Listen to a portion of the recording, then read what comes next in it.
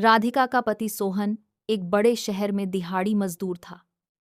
राधिका पहले गांव में ही रहती थी, पर कुछ महीने पहले सोहन उसे शहर में ले आया था। वे दोनों एक झुग्गी बस्ती में किराए की कोठरी लेकर रहते थे। राधिका को खाना बनाने से लेकर हर काम उसी कोठरी में ही करना पड़ता था। सुबह शाम निपटने के लिए उसे बोतल लेकर सड़क के किनारे जाना पड़ता था। उसे शुरू में खुले में नहाने में बड़ी शर्म आती थी, पता नहीं कौन देख ले, पर धीरे धीरे वह इसकी आदी हो गई। सोहन 2 रोटी खाकर और 4 से 6 टिफिन में लेकर सुबह 7:00 निकलता, तो फिर रात से निकलोगी तब तो किसी को जानोगी। राधिका ने अपनी कोठरी में ताला लगाया और ललिता के साथ चल पड़ी। जब वह ललिता की झुग्गी में घुसी तो दंग रह गई। उसकी झुग्गी में 2 कोठरी थी। रंगीन टेलीविजन फ्रिज, जिसमें से पानी निकालकर उसने राधिका को पिलाया। राधिका ने कभी फ्रिज नहीं देखा था, ना ही उसके बारे में सुना था। राधिका ने पूछा, बहन, यह कैसी अलमारी है? इस पर ललिता मन ही मन मुस्कुरा दी। उसने कहा, यह अलमारी नहीं, फ्रिज है। इसमें रखने पर खाने पीने की कोई चीज हफ्तों तक खराब नहीं होती। पानी ठंडा रहता है, बर्फ जमा सकते हैं। पिछले महीने ही तो पूरे 100 में लिया है।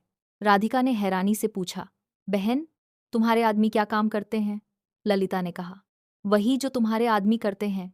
बगल वाली केमिकल फैक्ट्री में मजदूर हैं, पर उनकी कमाई से यह सब नहीं है। मैं भी तो काम करती हूँ। यहाँ रहने वाली ज्यादातर औरतें काम करती हैं, नहीं तो घर नहीं चलता।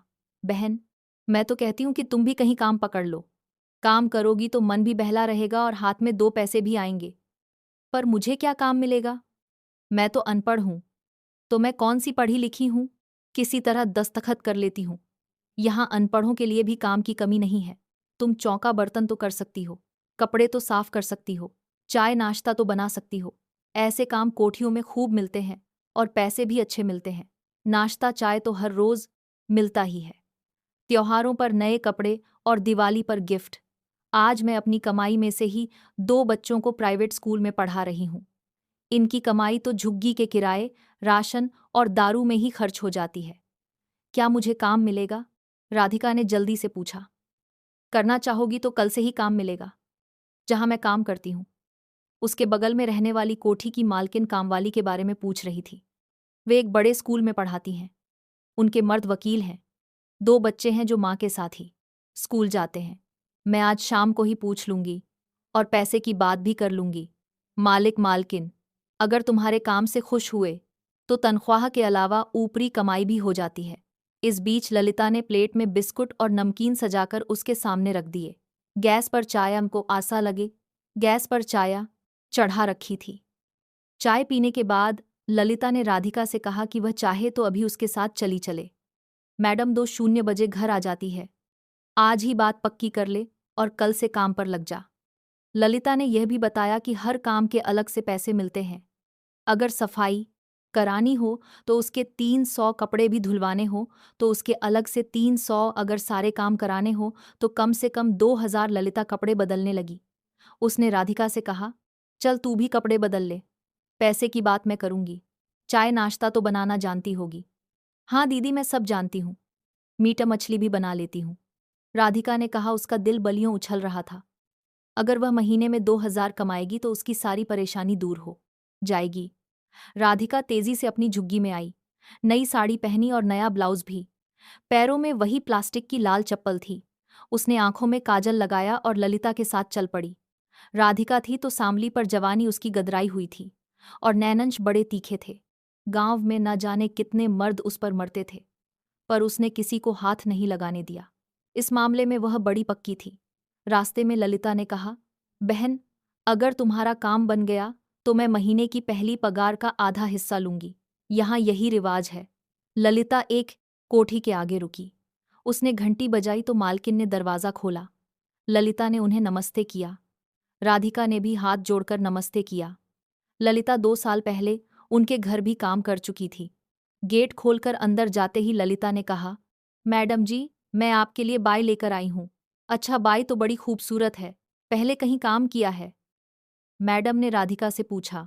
ललिता ने जवाब दिया, अभी गांव से आई है पर हर काम जानती है। मीट मछली तो ऐसी बनाती है कि खाओ तो उंगलियां चाटती रह जाओ। मेरे इलाके की ही है, इसीलिए मैं आपके पास लेकर आई हूँ। अब आप बताओ कि कितने काम कराने हैं। मैडम ने कहा, देख ललिता, काम तो सारे ही कराने हैं। सुबह का नाश्ता और दिन में लंच तैयार करना होगा। रात का डिनर मैं खुद तैयार कर लूंगी। कपड़े धोने ही पड़ेंगे, साफ सफाई, बर्तन पोछा, यही सारे काम है। सुबह जल्दी आना होगा। मैं 7:30 बजे तक घर से निकल जाती हूँ। इसके बाद मैडम ने मोल भाव किया और पूछा, कल से काम करोगी? मैं कल से ही आ जाऊंगी। जब काम करना ही है तो कल क्या और परसों क्या? राधिका ने कहा। रात में जब सोहन घर लौटा तो राधिका ने उसे सारी राम कहानी सुनाई। सोहन ने कहा, यह तो ठीक है कि तू काम पर जाएगी, पर कोठियों में रहने वाले लोग बड़े घटिया होते हैं, काम वालों पर बुरी नजर रखते हैं। यह ललिता बड़ी खेली खाई औरत है। जिन कोठियों में काम करती है वहां मर्दों को फांस कर वह खूब पैसे ऐंठती है। ऐसे ही नहीं, इसके पास फ्रिज और महंगी महंगी चीजें हैं। इस पर राधिका ने कहा, मुझ पर कोई हाथ ऐसे ही नहीं लगा सकता। गांव में भी मेरे पीछे कुछ छिछोरे लगे थे, पर मैंने किसी को घास नहीं डाली। एक दिन दोपहर में मैं कुएं से पानी भरने गई थी। जेठ की दोपहरी, रास्ता एकदम सुनसान था। तभी न जाने कहाँ से बाबू साहब का बड़ा लड़का आ रही टपका और अचानक उसने मेरा हाथ पकड़ लिया। मैंने उसे ऐसा धक्का दिया कि कुएं में गिरते गिरते बचा और फिर भाग ही खड़ा हुआ। मैं दबने वाली नहीं हूं, पर मैंने बात कर ली है। दुनिया में बुरे भले हर तरह के लोग हैं। सोहन ने कहा, तू जैसा ठीक समझ, मुझे तुझ पर पूरा भरोसा है। दूसरे दिन राधिका सुबह जल्दी उठी और ललिता को साथ लेकर 6:00 बजे तक कोठी पर पहुंच गई। मालकिन ने उसे सारा काम समझाया। राधिका ने जल्दी से पोंछा लगा दिया, गैस जलाकर चाय भी बना दी। तू भी समय से नाश्ता कर लेना, चाहो तो बाथरूम में नहा भी सकती हो। साहब निकल जाए तो कुछ कपड़े हैं, उन्हें धो लेना। थोड़ी देर में राधिका साहब के लिए चाय बनाने चली गई। थक की आवाज कर वह कमरे में आ गई और बेड के पास रखी छोटी मेज पर ट्रे को रख दिया। साहब ने राधिका को गौर से देखा और कहा, देखना बाहर अखबार डाल गया होगा, जरा लेती आना। राधिका बाहर से अखबार लेकर आ गई और साहब की तरफ बढ़ा दिया। इसी बीच साहब ने 500 का एक नोट उसकी तरफ बढ़ाया। राधिका ने कहा, ये क्या?